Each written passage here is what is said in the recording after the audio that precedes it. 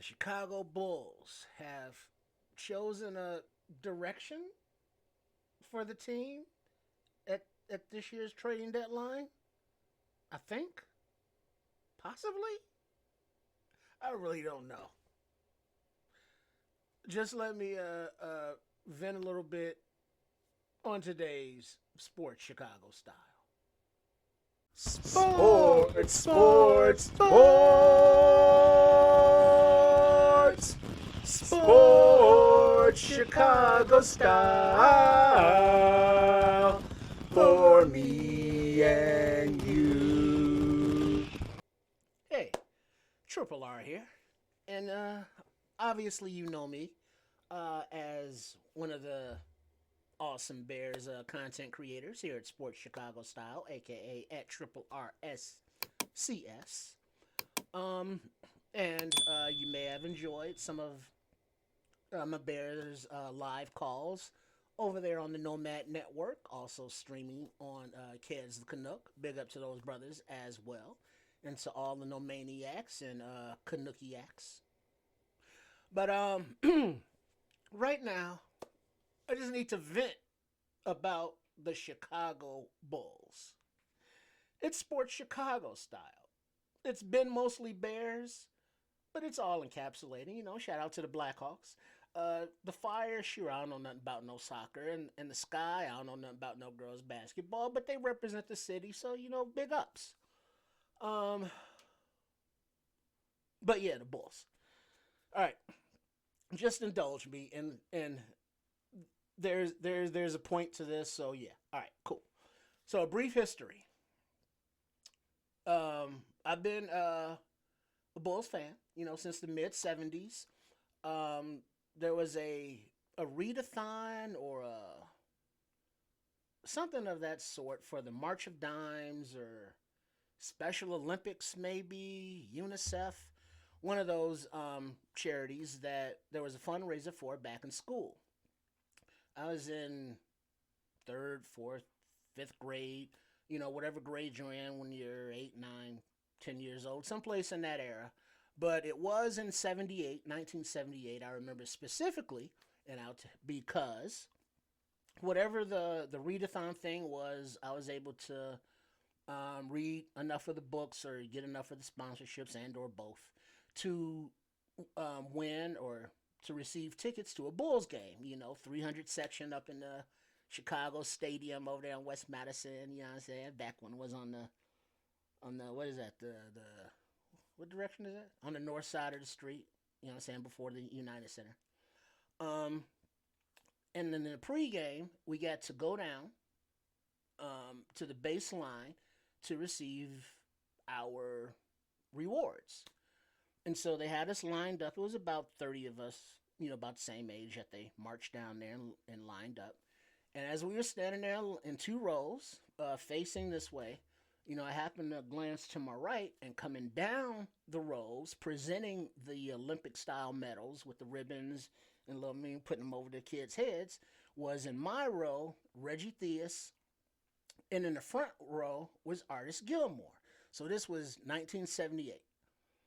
So it's like cool, and then they took a picture with us in the end. You know, I got mine from Reggie. You know, it's cool. It's like, oh shit, yeah, cool. So yeah, you know, I've been a fan since before that. So in the '80s, I worked for Andy Frame doing ushering stuff. So I got to go to a lot of venues, see a lot of different events. The Bulls were um, one of those. So I was there for Michael Jordan's rookie season. So that was 84, 85. And, you know, a couple seasons after that. So I saw every Bulls game, you know, got to go in the locker room and all that stuff, you know, working there. So I was like, all right, cool. You know, up close and personal. I was like, all right, yeah, all right, Bulls, let's go. You know, Blackhawks games, Cubs games, Sox games, all of that. So, cool. And I'm of a certain age, obviously, that I was able to witness and enjoy the six championships, the Jordan era, all of that. Excellent. And then things got dry. Now, recently they had the Derrick Rose banner hanging in number retirement. Congratulations to him and the Rose clan and all of his teammates. But during that ceremony, Luol Deng said something that got me feeling a certain kind of way. That that banner is their championship because they never won an actual NBA championship during that era. And I was like, oh shit. Yeah, it has now been a while since the last championship. So jump to 2020 when the Chicago Bulls said deuces to the Garpax era. And everybody was like, oh, finally, thank God. And we bring in this guy, where he's from, Utah, the Jazz organization, or Denver, wherever the fuck he came from. Let's send his ass back. And then brought in Billy Donovan as his coach. All right, new era, new blood, let's go. And he came in town and he was like, build through youth? Nah, fuck all that. Veterans are the way to go. And I was like, okay, general manager. So we're going to trade away picks and bring in, Nikola Vucevic, DeMar DeRozan, and such. And good signing of Alex Caruso, excellent value. And we're going to sign Lonzo Ball. And it's like, well, yeah, Lonzo, he had a little injury history. But all right, he's healthy, sure. Come in, they was rolling. It's like, oh shit, exciting to watch, leading the East. Zoe goes down. It was like, oh, damn. All right, what are we going to do now? And he did nothing. He being Arturas Karnisovas. He didn't make any trades. He didn't replace Alonzo Ball on the hope that he would come back. 3 years later, the team is older. They didn't go any place because they never had a point guard to make the engine run. So now they're parting off pieces. First to go, Alex Caruso, AC, defensive whiz, and OKC Thunder. It's like, hey, we need him to get us over the hump, and we got this talented kid, in the name of Josh Giddey, but he's riding the bench. We got no room for him. So, hey, Bulls, woo. We make a deal. So it's like, all right, we send them this piece to get them over the hump. And they send us this young, unproven kid and nothing. Because Arturas Karnisovas was like 1 for 1. He's good with that. Extra resources, assets that you can flip later, not cash considerations, which they love to fucking do, but that you can flip later or you can utilize or whatever. But to have the extra assets, and considering OKC had a shit ton of picks, they would have done it, if Arturas played some hardball, which he does not do. All right, fine. So we get Giddey, and then we get the opportunity to negotiate to pay him $25 million. Based on still potential. He's good, lots of, triple doubles and stuff, but he can't stay on the court. From the chronic ankle to now the hamstring. And it's like, oh, it'll just be a few days, and now I'm sure he'll be reevaluated in 2 weeks and then shut down, as this team has a history to do with their players. And for fuck's sake, the training staff. How many times do you see guys get injured, and it's like, oh, okay. He'll be back in a couple days. Oh, he'll be back in a week. He'll be reevaluated in 2 weeks. Oh yeah, we're gonna have to go ahead and shut him down. It's like, wait, y'all go from out a few days to shut down for the season? How do you not diagnose that he's gonna need some time, a few days, a few weeks, to chill? But it's like they don't know. It's like, well, we'll see how it is in a couple days. Oh, that shit ain't better at all. And these are professionals. The training staff hired by the management for these professional athletes, their investments, and they are not taking care of them physically. either. What the actual fuck? So now that we've had this trade in Giddy, so now we got to get rid of these old guys and make room to develop the young guys. But we don't trade Vooch at the height of his value. He doesn't fit this anymore. He's not a young guy. Culture fit, excellent. Is he a good player? Sure. But is he part of this team's future? No. Damn it. But we keep him, and we get what we get for him, which is pennies on the dollar, basically. Kobe, we see what he is. We know what he is. He's a good player. He has some value, but we hold him too long, and the value decreases.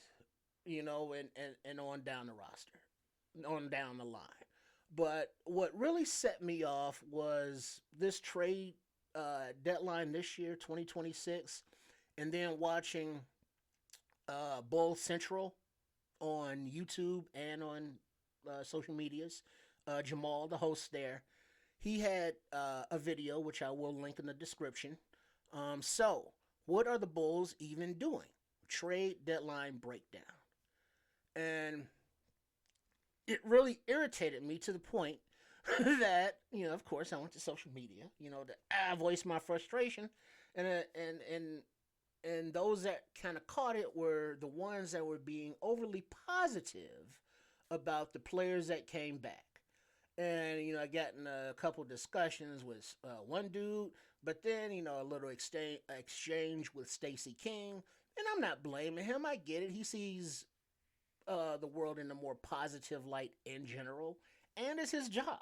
You know what I'm saying? He works for the Bulls. It's not his job to criticize anything. He's going to look for the positive. I get it. And it's not that I'm mad at them. I'm just mad because of this whole Arturas Karnisovas, Billy Donovan situation. And that situation being 2 questions. Arturas Karnisovas. Draft picks, trades, free agent acquisitions. Which one of those 3, if any, has he won or been successful at? Second question, Billy Donovan. What players has he developed? What game plans has he offered offensively and or defensively that have been of a winning caliber for veteran lineup or a younger core lineup? Exactly. None. In 6 fucking years. Now, the buzzword is not continuity. It's not competitiveness. It's have patience. These things take time. I got no problem with any person that's speaky English, second language, third language, quattro language, whatever the fuck. I don't care. But I think after 6 years of hearing Arturas Karnisovas' accent and dry, condescending ass attitude, it just makes you wanna pray. Makes you want to pray for peace. Makes you want to pray for peace in your motherfucking heart. And then you take a breath, a cleansing, refreshing breath. Now, to add to this and to close up, because that refreshing breath was a little refreshing. But let me just real quickly list to you the draft picks to help answer those questions about Arturas Karnisovas and Mark Eversley and Billy Donovan and his coaching style. All right, draft picks. In his first draft, after, the trades and such, 4th overall, we select Patrick Williams, who we then re-signed to a 4-year, $90 million contract extension after he did jack shit in those first few years. But he is only 17. Oh, he'll develop. He's only 18. He'll get better. He's only 19. He really hasn't had the opportunity. We have to bring him back. As we see, successful teams are getting rid of their dead weight. They're ones that don't fit, the ones that busted, and not extending them. But I digress. Marco Polo Simonovic, not even in the league anymore. He ain't even in this country no more. All right. In 2021, Io DeSumo, hometown. One of their top assets still, and also annoying to hear the national media, the Minnesota media, tout how well he fits in Minnesota with the Timberwolves on that team. DeSumo going to Minnesota for Dillingham, who's a bust, for second-round picks, whatever. DeSumo's just legitimately good. He is such an upgrade. What do you? One of the favorites for sixth man of the year, good on both ends of the floor. This was my number one target for Minnesota, my favorite potential guard off the bench. I love this trade for them. He's sniffing 50, 40, 90 from the field. 45 from three. He attacks all the space. Like when you put two on the ball against Ant and all those gaps open up, he's a very decisive downhill player. He'll inject some pace into their team. I think he's like an absolute A-plus perfect fit. When he wasn't expensive, we could have kept him. His leadership on the court, in the locker room, his two-way tenacity. But we trade him away for a crap ton of fourth-round picks, an old-ass point guard that they're not winning with, and a young potential guy at point guard, but they need a point guard, but he ain't it. So they're more than willing to part with him, and basically sold Io for pennies on a dollar too as well. And with him went the 2023 pick, Julian Phillips, who was a 35th overall pick acquired via trade. Dalen Terry, the 2022 18th overall pick. He was traded to New York. Then New York flipped him to Nolans for a couple seconds and point guard Jose Alvarado. Then Nolans was like, hey, Dalen, deuces. He ain't free agent now. And he was 18th overall pick. So, yeah, the scouting department, Arturas Contreras, what the fuck? Mattis Buzelis, he's looking good, but is he really developing? Because he's in Billy's doghouse, he's not on the court, and then he's being punished, and I don't know. And then the 2025 12th overall pick that was acquired via trade, Noah Essingate.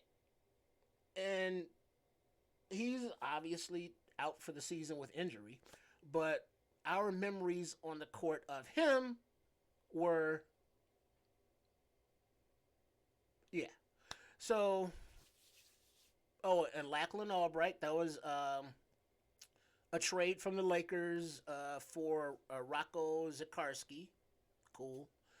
But yeah, so the scouting and the drafting, the trades, the player acquisition, the player development, the game planning, they suck at their job. And they have the approval of management to take their time and rebuild. But they have a shit ton of second-round picks in 2031 and cap flexibility now that they've gotten rid of all the pieces. But unless you overpay them, what free agents are going to want to come here? And then who are they going to play with? Because we got nobody else. And then we got crap at draft picking. So the obvious answer is this. You need new management. And you need new coaching. But ownership is green lighting this because Bulls fans are still very loyal to their team. And then you have those positive, go-getters who will still have their asses in the seats at the United Center. You still have the young ones who believe in their young squad and are going to fill those seats at the United Center. And as long as the money's coming in, the Reinsdorfs don't give a fuck about winning. And you could also point to the South Side and their baseball team with the White Sox as well. You know, their management, their coaching. You know, it just seems like a bunch of yes men all the way down. And back to the Bulls, you know, that was kind of exacerbated when was it Johnny dribbles too much, worked with Kobe White to improve his handles, which he did. But then the team and Johnny Dribbles had parting ways, or was it the shooting coach? Maybe it was a shooting coach. Don't get me wrong. That was whatever. The coaches that were helping the players were not yes men, and I guess them and Arturis had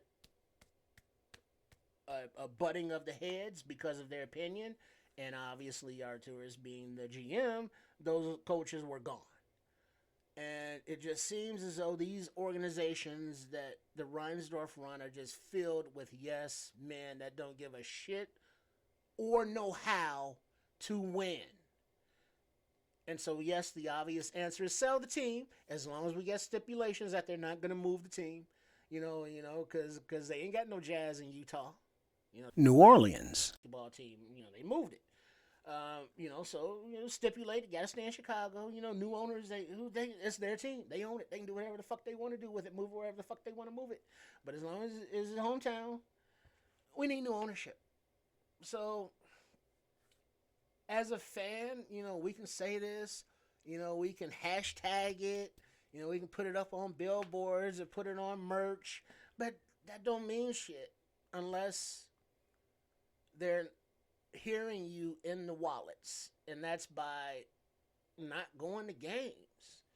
You know what I mean? If that will motivate them to cut their losses and realize the jig is up, and that the fan bases of the Bulls, of the White Sox will no longer cheer for mediocrity, will no longer keep cheering and supporting and going out to see losers, that hopefully that would motivate them to sell the team to a ownership group that wants to keep the team here and win, and are willing to invest in doing that, and are willing to find the best minds to do that, and not just yes men who have no business or skill to be doing the jobs they're doing. You don't believe me? Look at the records. I mean, the records are what they are, right? and according to the record, Arturis, Billy, you all suck. Thank you. Now, be sure to like and subscribe. I don't know when, how much, where the Bulls content will be, or Cubs content, or White Sox, or Blackhawks for that matter. But you got the Bears. We got that shit on lock.